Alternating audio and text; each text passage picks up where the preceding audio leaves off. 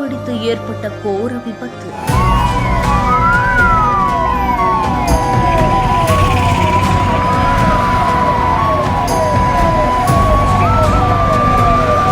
ஒரே குடும்பத்தை சேர்ந்த 5 பேர் உயிரிழந்த சோகம்.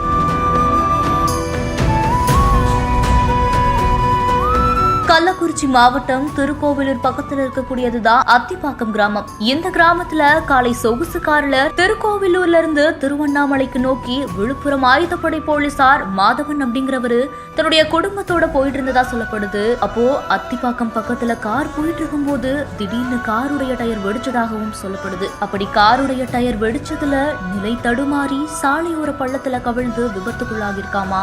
இந்த விபத்துல கார்ல பயணம் செய்த 5 பேர் சம்பவ இடத்திலேயே உயிரிழந்ததாகவும் கூறப்படுது. மேலும் காரில் பயணம் செய்த ஆயுதப்படை போலீசார் மாதவன் உட்பட 4 பேர் படுகாயங்களோட திருவண்ணாமலை மருத்துவக் கல்லூரி மருத்துவமனைக்கு அனுப்பியும் வச்சிருக்காங்களாம். இந்த சம்பவம் குறித்து தகவல் அறிந்து வந்த மணலூர்பேட்டை போலீசார் வாகனத்தை மீட்டு சம்பவம் குறித்து வழக்கு பதிவு பண்ணி விசாரணை செஞ்சுட்டு வரதாகவும் சொல்லப்படுது. ஒரே குடும்பத்தை சேர்ந்த 5 பேர் உயிரிழந்த சம்பவம் அந்த பகுதியில பெரும் சோகத்தையே ஏற்படுத்தியிருக்கு.